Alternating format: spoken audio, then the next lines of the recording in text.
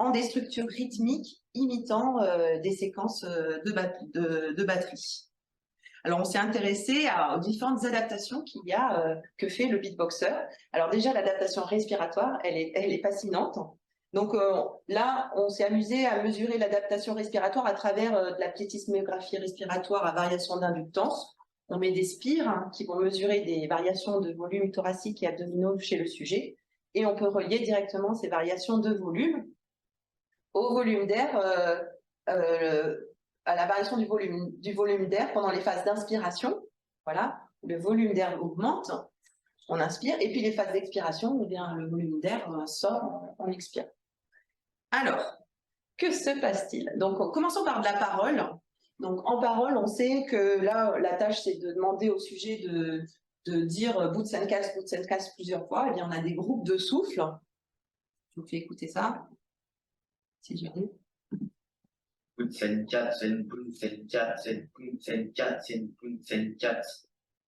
Voilà, donc il répète Boutsenkas un certain nombre de fois après avoir pris son inspiration.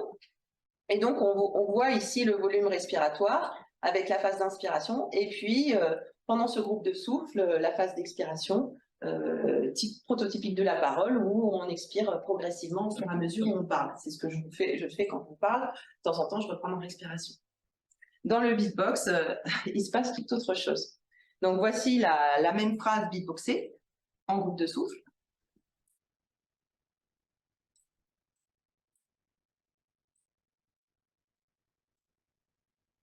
La réalité du beatboxer, c'est que ça, il me le fait là quelques secondes, mais il pourrait le faire 10, 20, 30, 50 secondes.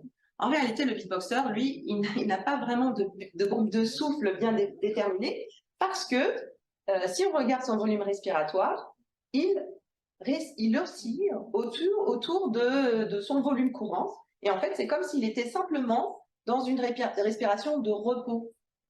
C'est-à-dire qu'il beatbox et en même temps, il respire.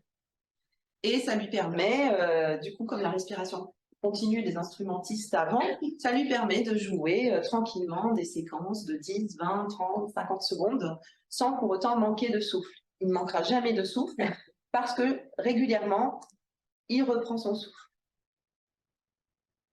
Donc ça, c'est une première adaptation, l'adaptation respiratoire. On a des adaptations au niveau du comportement phonatoire. Alors, les âmes sensibles, fermez les yeux, je vais vous montrer juste une petite séquence de la phrase « parler puis beatboxer » du point de vue du larynx. Qu'est-ce qui se passe au niveau du larynx?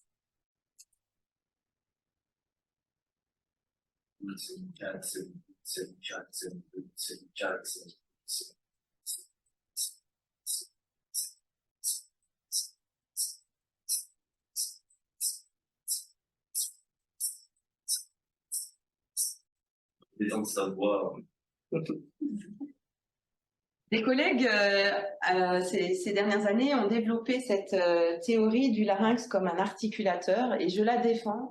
On voit sur cet exemple que le larynx fait vraiment partie des articulateurs de la parole, et le beatboxer va en faire un usage de plus en plus maîtrisé et savant.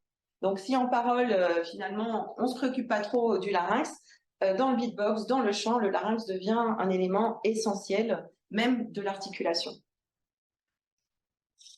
Enfin, les autres articulateurs de la parole, eux aussi s'adaptent. Et donc, on s'est intéressé à regarder avec l'articulographie électromagnétique comment les mouvements de la langue et des lèvres en particulier s'adaptaient entre des séquences de syllabes parlées et des séquences de syllabes beatboxées. Donc, je vous montre juste un exemple. Mais d'abord, je vous illustre ce que vous allez voir. Donc, on a collé des bobines donc sur la langue et les lèvres du sujet. Et puis, vous allez voir la trajectoire de ces bobines par rapport au palais dur. Donc, ça, c'est la référence du palais dur du sujet en lien avec le son produit. Alors, voici la parole sur un pouls. On l'entend très peu. Je vais réécouter juste pour voir si... C'est pas hyper sonore. Et ce que vous voyez, c'est qu'on a, même si c'est une consonne bilabiale, hein, le pouls, on n'a pas vraiment un mouvement de lèvres très marqué. Et puis, on a un mouvement de la langue assez réduit, comme attendu, hein, c'est une consonne bilabiale, on ne s'attend pas à ce que la langue soit très active. Dans le beatbox, on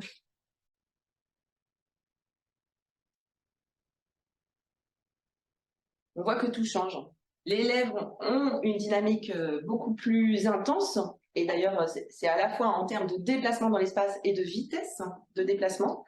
Et puis, la langue a quelque chose qui n'est pas retrouvé dans la parole, qui est une grande variation de mouvement.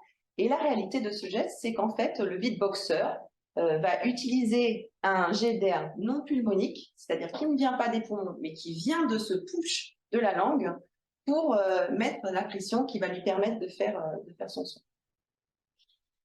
Voilà, donc le take-home message de ma présentation, c'est que nous avons un instrument, il est assez unique, il est à la fois personnel et chacun a le même, pour parler et chanter et pour s'exprimer de toutes sortes de façons. Voilà, je vous ai montré que entre parole et chant, eh bien, on a déjà fait des ajustements spécifiques qui peuvent être d'ailleurs des inventions, des innovations, comme dans le beatbox, où on va avoir des gestes articulatoires qui ne sont pas attestés pour les consonnes équivalentes de la parole. Et puis, puisqu'on a glissé de la parole à la musique, et en guise d'ouverture, je voudrais vous dire vraiment que grâce à cet usage chanté, musical, instrumental de la parole, eh bien, on a l'émergence de nouvelles prises en soin, de nouvelles thérapies, en particulier en orthophonie, qui sont basées sur la musique, sur le rythme, et en particulier le beatbox. Donc, le beatbox, c'est vraiment une approche qui se développe ces dernières années pour la prise en soin, qui est très prometteuse. Alors, pourquoi c'est intéressant? Déjà, parce que c'est ludique et agréable. C'est socialement très accepté, c'est gratifiant. Je mène ces recherches avec Claire Gentil, Vanessa Bourdin, Claire Lemeillour à Lyon. Et quand la petite mamie a appris à beatboxer dans le cadre de sa prise en soin de sa dysarthrie parkinsonienne, eh bien, elle épate ses petits-enfants avec ses exercices à la maison et il y a vraiment un côté socialement gratifiant. Voilà, c'est une pratique qui, comme vous l'avez vu, fait travailler les gestes articulatoires, les gestes laryngés, les gestes respiratoires de façon coordonnée. Donc, c'est très intéressant. Elle va permettre de favoriser de nombreuses aptitudes liées à la parole. Donc, comme par exemple les capacités respiratoires en lien avec l'intensité que vous produisez, la posture, le débit, l'intelligibilité. Et donc, c'est déjà une pratique qui est utilisée pour améliorer la précision de l'articulation, l'intelligibilité de la parole et la production de la voix. Et voilà.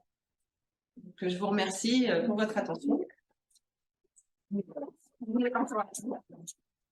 En particulier une chaîne YouTube sur les ateliers Sciences et Voix, voilà, dans lequel il y a aussi les Beatbox Day qui sont répertoriés.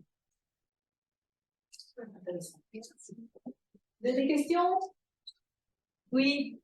Dans l'apprentissage du chant.